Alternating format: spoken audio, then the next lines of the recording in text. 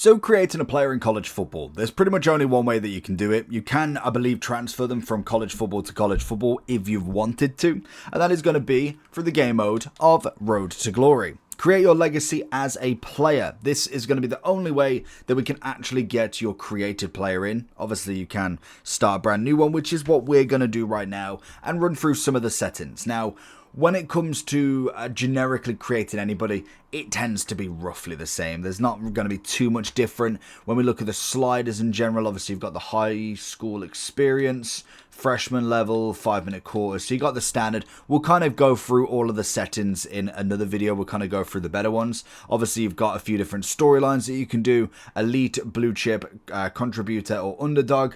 I'll start the journey off as low. Obviously then you've got your position that you go with. Most people are going to go with the QB, of course. Then you've also got your archetypes. So there's going to be the pocket passer, dual threat, backfield creator or pure runner. So depending on what you personally want, I'm personally more inclined to probably more a dual threat if anything. I like a little bit of running, but then I do want to be able to pass as well. I want to do both rather than just be one.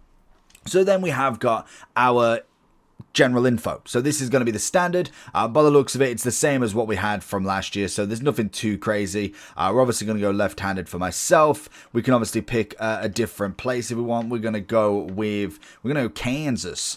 Then obviously going through a few others. Again, high school name, mascot. If you want to go there, you can obviously go ahead and change it to whatever you personally want.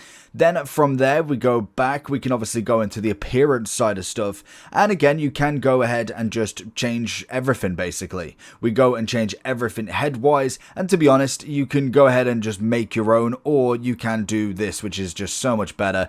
Unless you really want to create something that is your own as such. So loads of different options, which I do like. But then you do have the standards. You can go through the skin tone, skin detail, eye shape, eye color, nose, ear shape, the whole shebang. Like in terms of creating a person, it's funny that back in the day, I remember having you could have like the Xbox eye and it would, or Xbox webcam as such, and you could do your face that way. Now, obviously, you don't really see that as much. And I guess a lot of people have got good at just generically making themselves on these sort of simulator builders. So loads of different options, nothing too crazy on kind of like the movement. It is just almost like a stock image of it. You've not necessarily got the crazy movement of everything. I think you can't really move anything round at the moment on this side of stuff. So, like I say, you can't necessarily put yourself with a massive chin or something like that. Then you've obviously got the hair type that you can go with. Loads, again, of different options. To be fair to them, I must admit, in terms of kind of how many hair types, there isn't actually that many. It's very standard. Like, if I kind of think of all the other sports games, it is very bog standard hairs, nothing too crazy. You've got your short, medium, long, and that's kind of about it really. So not necessarily a great deal, but you can definitely get away with. There's enough options there. You obviously have a lot of hair colors, as you could kind of imagine. You don't necessarily get a custom hair color. You can obviously they've added pretty much everything in there, so you can utilize whatever you need. We then have the hairstyles for the facial. We again can go through quite a lot. If you wanted to make more of a beard, if you want to make not so much of a beard, you can obviously utilize that and again go with the different colors if you should choose. So they are pretty standard options across the board. There's nothing too kind of mad or not mad about them. They are pretty standard with it. Then we have obviously the physique. Now again, you've kind of got your muscular build, you've got your standard, your thin, and also your heavy and lean. So again, you've got your kind of weight coming in here. You can obviously go all the way up to 7 foot or all the way down to a measly 5'5". So pretty much like it says with the muscular build, you've kind of got it in there. Again, you can still add the weight, and as you'll see, your character will just get a little bit more on the chunkier side as you do it. So standard when it comes to it. Obviously you can move the height up and down, but realistically the weight being at the 220 mark is going to be the kind of muscular build as such there.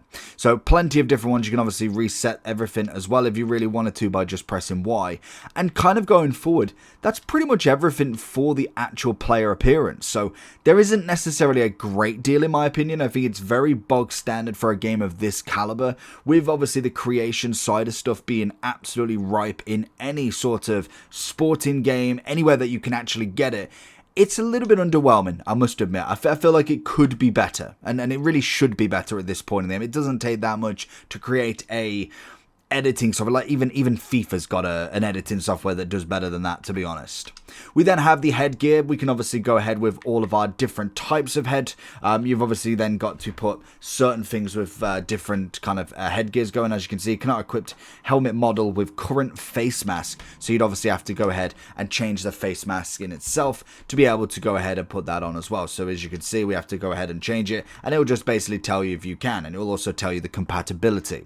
So that is just a few different things that you can do when it comes to the helmet. We also then have the visor that you can obviously go ahead and choose if you want to have a clear visor, no visor, or kind of a transparent one. That's always possible. Mouthpiece, you've got the standards, black, blue, red, and also white. We also then have the face marks and tape that you can add onto it if you really wanted to. So you can obviously go ahead and put that on, or you don't have to have any at all. Then obviously from there we got the torso, which is again going to be just more your jersey style, more so than anything. You can obviously go for a range of kind of options that you can go with. And then also you've got your back plates, your shoulder plates, your neck flak jacket, and also the undershirt as well, depending on what you personally want to go with. So standard stuff, it's just pretty much just your preference on how you want to actually wear the kit. When it comes to the arms, obviously you've got the likes of having a full sleeve or not, an Under Armour sort of kind of equipment. You also then have tape that you can have. Obviously, if you've not ever done football or any sort of injury, normally they're pretty good to kind of keep muscles kind of strained and stressed free as much as possible as such. So you can obviously have a whole host. There's probably more options here than there is actually with hair, which is absolutely nuts. But again, you've got loads of options on left and right arm. Then also you've got bands, you've got kind of actual braces more so than anything as well, which is interesting.